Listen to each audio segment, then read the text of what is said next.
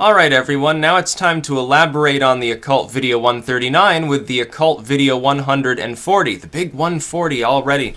Most folklore and mythology is fundamentally true. It's something that I've come to the conclusion of. I was pondering the idea of Troy and thinking about how for centuries people thought Troy it didn't actually exist. That was just sort of a story that people told to pass the time. You know, the invasion of Troy and Helen and, you know, the Trojan horse and all this stuff.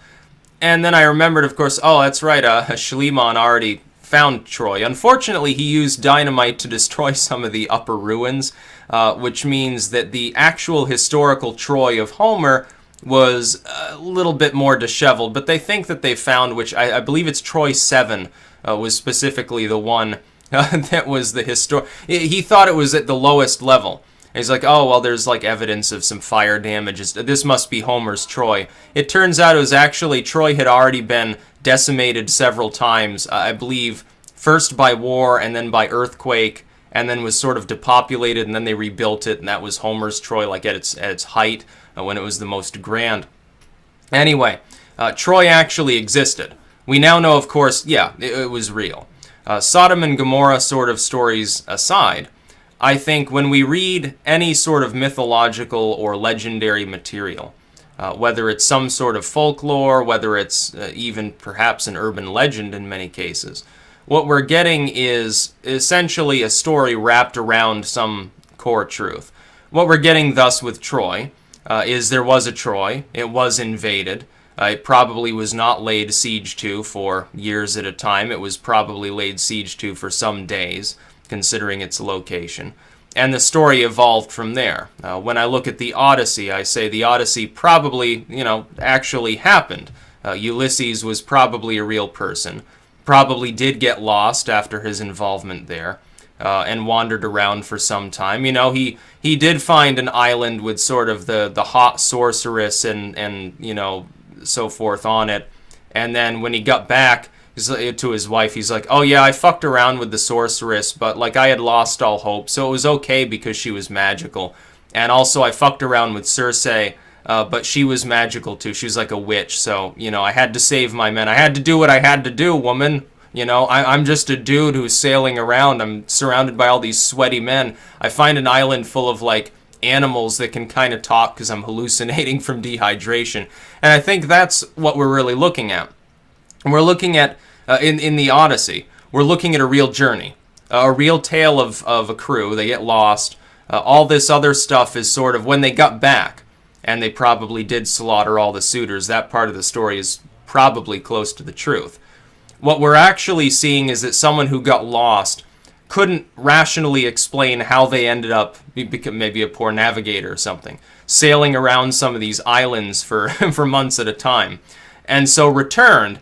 And then, killed the suitors off, and they're like, oh, let me tell you what happened. Oh, yeah, the rest of the crew is all dead for the most part, like washed up, their bloated body got eaten by Circe or something like that. Let me tell you what actually happened. Yeah, first there was Poseidon, and then Athena came to me and tried to help me, but then sorceresses kept, like, capturing me, and I kept fucking sorceresses and stuff like that. And then there was a Cyclops, and then there was Scylla and Charybdis, which is probably just some rough whirlpool activity. And all this weird stuff happened, and that's why I was gone so long. I'm sorry, babe, but I'm home now. Yeah, everything's okay. I just slaughtered them with my son and so forth. I think that's what we're actually seeing. With the story of Troy, the Trojan horse was probably real. And it probably would have worked. It's actually a rather ingenious ploy. You get some slave to come in, oh yeah, they've left. They left you an offering. Oh, great king, please, don't kill me. I'll be your slave too. You can put your feet up on me. I'll just lay at your throne and stuff. And then, of course, they drag the horse in because they think, oh, well, these people are gone. They've stopped besieging us. After a few days, they got bored because they realized they couldn't underwhelm our walls. And they left us this religious token. Let's drag it into the city and all fucking get drunk. They get hammered, and lo and behold, of course, yeah, there are some men inside the horse, and the rest is history. That's probably a true story. In the most literal sense, it probably happened. It's so funny to think about these things. For so long, people thought that it was nothing but mythology. When we look at even stuff like the Bible, and I'm not a fan of the Bible, I'm not a Christian, I don't take most of this stuff literally. If you strip back the supernatural elements, what you're usually getting is somebody was high and saw weird shit and built some religious movement on it. This is the case with Islam too. Muhammad, according to the Hadiths, spent a great deal of time in a certain cave where he would have visions. We're probably looking at the influence of certain gases rising up out of the earth. Within Judaism, you get similar things. You get like, oh, God spoke to me up on this mountain. Well, you know, how do you know you weren't just inhaling some really, really great cave fumes or something like that, wafting down the slopes, and you started hallucinating, and then you went nuts because you went down into the valley again days later and found that people, they thought you were dead, so they started worshiping like a golden calf. Yeah, that story is probably more or less true, too. Probably he did chisel the 10 Commandments up there on the mountain and shit. It probably actually happened. You don't have to believe in deities. It's like the story of Troy or the Odyssey. You don't have to believe in the sort of the deities and sorcery side. What you're looking at is an explanation. Somebody who's isolated at the time of formulating these stories. Whether it happens to be some self-proclaimed prophet or a hero, whatever it happens to be. They're telling these stories and there are a lot of metaphors thrown in.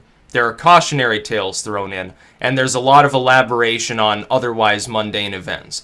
A journey around some islands for some months then becomes years and years of essentially being captured and recaptured by cyclopses and witches and stuff. The sacking of Troy then takes on a spiritual element that begins to involve the gods. Sodom and Gomorrah, the mundane destruction of a couple of cities by volcanic or earthquake activity, becomes a religious event that has something to do with morality. That's fundamentally, I think, what we're seeing. With folk tales that are more recent, we're getting less elaboration in many cases. It's like, Houdini, how did Houdini die? You've probably heard a half a dozen different explanations of how that happened. People used to say JFK was choking on a cherry pit and then he got shot in the head, by total coincidence or something, was already dead when he was shot. I used to hear that from some conspiracy theorists that I used to talk to. So you get these events. Over time, as they're retold, they get elaborated on more and more. And each successive generation then begins to spread around the altered story which they've inherited from the past. And by the time that these things were penned, in many cases, if we're talking about stories from antiquity, especially far antiquity, what we're getting are retellings that were already probably centuries old at the time when they were first taken up. These, like the story of Troy.